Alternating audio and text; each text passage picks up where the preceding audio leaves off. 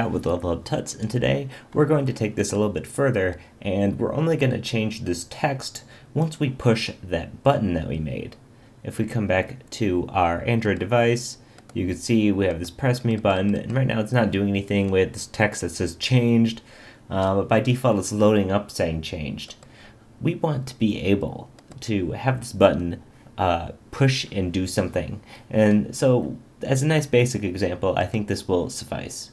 So the same way we referenced our text view, this find view by ID, and then we pulled the resource right here using r.id.textView1, we're going to do the same thing to find our button.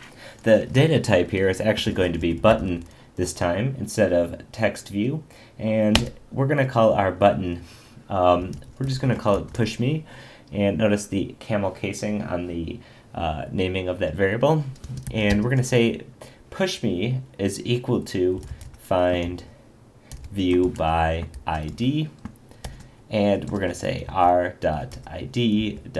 And then we can find our button number 1 right here. I'm going to end this off with semicolon, save this, and likewise you remember we had this underline right here that says underscore button, or it's underlining button here, and it's wanting you to import. If you had multiple things you could import, and let's say we wanted to do all the ones we had to do at once instead of just doing them individually, we could always go to source and then organize imports. Or you can see it's Command-Shift-O on the Mac. For Windows, you'll have to check out what your shortcut says for you. But as you can see up top here, it's added our Android widget button import. So now we don't have to do that, and it's no longer underlined. And just like before, let's add a cast to this by hovering over it and just select Add Cast. Now let's save this, and there we can have access to our button now. So how do we do this? How do we access this button and it's push me, and when we push it, how do we have it do something? Well, if you're familiar with other types of programming, you may have heard of something like an on-click listener. What we need to do is have an on-click listener on this button. So let's type our variable that's referencing our button, this push me, and we're going to use the method set on click listener. And this is really listening for a click. When this button is clicked, it's going to trigger something. So what is it going to trigger? It's going to trigger a new and then view.onClickListener. And if you'll notice when I hit enter there, it auto-completed that and it gave me all this stuff. Now, I'm not going to go into the specifics, but this stuff that's happening inside of this onClick method inside here is what's going to happen once this button has been clicked. So let's take this text1 set text, let's cut it from where it was, and we're going to paste it into this method here. It's also giving me an error here because it's wanting a semicolon. You'll notice Eclipse is really good about giving you errors anytime there's something is not going to be working for some reason, and usually you can hover over it and find out what's going on. Another case, something sort of funny here, it says cannot refer to a non-final variable. So really what we want to do is we want to change the modifier of text1 to final.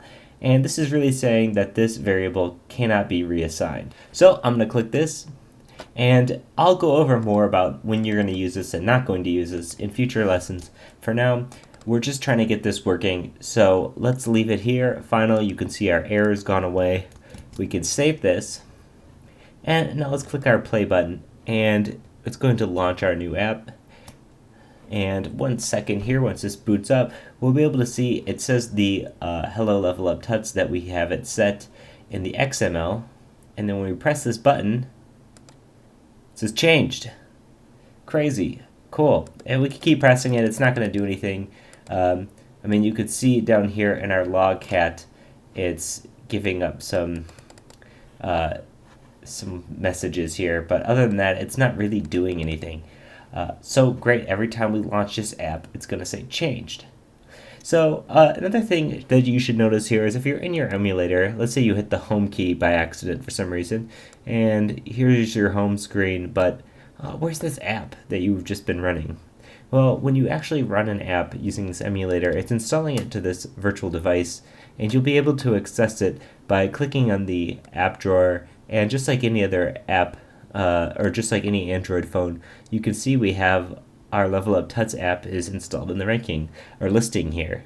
So you can even get an idea of what your app's going to look like on somebody's real phone. So we can click and hold and throw this onto the desktop if we want. That way, if we ever accidentally click out of the app, you can just click it up and start back into it. Perfect. So, as always, if you have any questions or comments, leave a comment in the video. Hit us up at Twitter, Level Up Tuts. Like I said, there's a lot of craziness going on, but you're going to understand more and more the more that we do, and eventually we're going to be getting into some really complex interaction, and we're going to be making some great Android apps. As always, this is Scott with Level Up Tuts. Thanks for watching. Bye.